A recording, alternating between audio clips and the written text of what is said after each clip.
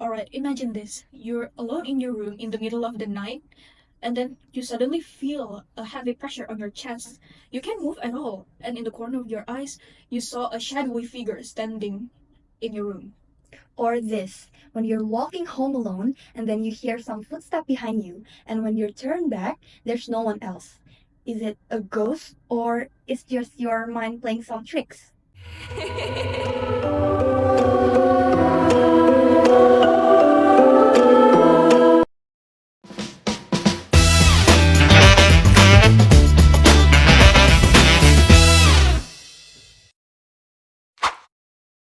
Welcome to Beyond the Ordinary. We're diving into why people believe in ghosts and what's the psychological reason behind it. Before we jump into the discussion, let's introduce our amazing guests today. We got three incredible people joining us today. Okay, first we have Mr. Banta, a psychologist with lots of experience in humans' mind, including supernatural beliefs. Mr. Banta, what's interesting you about our topic today? Alright, first of all, thank you for having me today in this current podcast. I think this topic is fascinating because this topic explains how different people have their own personal way interpreting some absurd things or unexplainable things like that. Such a great point. Next, we have Naila, a psychology student who loves exploring spooky things. Naila, how does it feel to be here today? Oh my gosh, I'm super excited. I think the topic is so interesting because believing in ghosts is not just about fear, it's also connected to culture, life experiences, and how we deal with uncertainty. Okay, that's so true. And finally, we have Dini, a content creator who often explores unique places, including some with spooky vibes or creepy stuff. So, Dini, what's draw you to supernatural things? Hi everyone. I think it's because it mixes mystery, culture, and how that story become a part of our daily life. Awesome. Okay, so let's dive in and explore why people believe in ghosts. Okay, maybe we start by hearing some interesting experiences. Okay, so Dini, as a content creator who often explore creepy places, can you share a recent story or experience with us? Yeah, of course. It's not too long ago when I visited Haunted Bamboo Forest near Yogyakarta. The local said is where the Wewe Gombel appears, a ghost known for kidnapping neglected children. While farming, my crew and suddenly heard giggling coming from that place. There were no kids around, no clear explanation for it. Oh wow, the Wewe Gombel is actually very terrifying for me. Mr. Banta, do you think there's a psychological explanation about this phenomenon? Most definitely. Ghost stories like the Louis Gombel often reflect cultural values. In this case, though, it's about emphasizing the importance of protecting and caring for children. The ghost serves as some kind of warning or moral lesson. Exactly. And another example is, about the kuntilanak. She's usually connected to stories about the women who were wronged and are abandoned, which hits deeply in cultures that value family and respect. So, in a way, ghosts here act as cultural guardians. Sounds creepy, but surprisingly practical.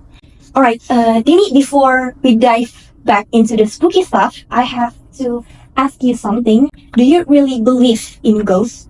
Honestly, sometimes yes, especially when you're in creepy place. But funny story last week, I was farming in the desert. It was super dark, silent, the perfect horror stop out of nowhere.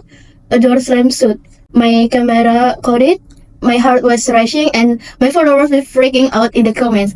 Turns out, it was just the wind from an open window. Not as scary as a talk, but hey, I got a million views. See, this is why ghosts need a better PR. Mr. Banta, why do we always think ghosts first instead of, something logical like the wind maybe or something? It's all about how our brains work. We're wired to look for patterns and explanations, especially when we are in emotional or scary situations. If we hear a noise or see something odd, our brain jumps to the easiest explanation. Sometimes that's a ghost. So, basically, our brains are just too dramatic? Pretty much, but there's more to it. This tendency is called pattern recognition, and it's a survival mechanism, some kind of that. Back in prehistoric times, if you heard a rustling in the bushes, assuming it was a predator, even if it wasn't, could save your life. Over time, our brains become hardwired to assume danger first and figure out the details later. Okay, but what about actual ghost sighting, like the Pocho one? The one that wrapped in burial shroud? Dini, have you ever caught one on camera? Not yet, but I've heard so many people swear they've seen one, especially in the cemetery or place tied to it. Mr. Banta, is there a psychological reason behind this? Well, you bet there are. Many sightings come from expectations and fear. If told a pocong might appear in cemetery, your brain may interpret shadows or noises to match the story. This is called confirmation bias. And also, cultural context also adds to this. In Indonesia, for example, familiar ghosts like pocong or kuntilanak are tied in eerie settings, making this experience feel very real. Right, that's why different country has a different ghosts, and without that cultural belief, you might not even notice those things. But once the idea of a ghost is planted on your head, your brain starts linking random things like moving leaves or strange sounds to that ghost idea. That makes sense, but why do these stories feel like so personal? Like some people I know, they swear they have interact with the ghosts. It's because these stories often tap into deep emotions. Fear, grief, and even guilt can amplify what we think we're experiencing.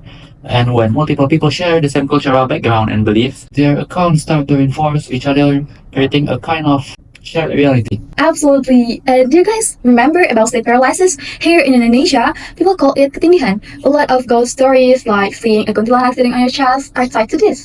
It feels supernatural, but it's actually just a natural condition. Sleep paralysis, that's a good example. Your brains wake up, but your body stay paralyzed.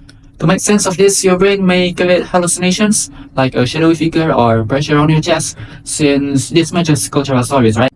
It's often interpreted as some kind of ghost encounter. Scientifically though, it's just your brain processing a confusing experience. Okay, so do you guys remember the game that we used to play back then in elementary school? That one game used pencils and also paper? Oh, you mean the one where you ask yes or no? Oh, you're talking about Cari-Cari Can We Play? Exactly. That one game is very, very popular back then. But Mr. Banta, what's going on in our head when we play games like that? Why we are so freaked out about that? Games like Cari-Cari exploit suggestibility in a heightened emotional state, like being on edge in a dark room. Our brain seeks explanations for the unease. If we expect something spooky, like Charlie, and sharing, our minds can create that experience. So it's like our mind are just playing along with the games, even if it's just a bunch of coincidences? Oh, that's so true. Back in school, when I used to play this game in class, I was probably one of the more skeptical ones. I kept thinking, what's so scary about the pencil moving on its own?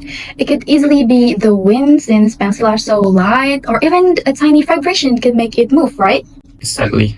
The pencil moves due to subtle force that we often miss, such as tiny movement from our hands, or the wind, or some kind of things like that. Focus on the game, we don't realize how much we've actually causing the motion itself. So we basically scare ourselves into believing something that really not happening, isn't it? Yep, and it's the same reason why ghost stories or urban legends stick around. The power of belief and suggestion can make us see or feel things that aren't actually there. Our minds can take us to thinking there's more to the game, or maybe even something beyond it. Okay, so in conclusion, ghosts are more than just spooky things. They're a mix of culture, psychology, and personal experience of everyone.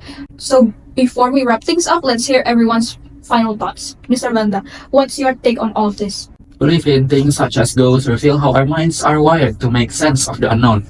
Our brains are quick to interpret strange noises or unexplained events as supernatural because we see patterns, even if they aren't there. Understanding the psychology makes these experiences more intriguing. That's interesting. What about you, Nai? What did you get from today's discussion? Okay, ghost stories are not just about scaring us. They are meaningful, actually. They help us to process things like fear, loss, and even humor. But remember, context and prior beliefs play a big role in how we perceive them. So don't let them control your fear. Okay, that's a great point discussed, Naila.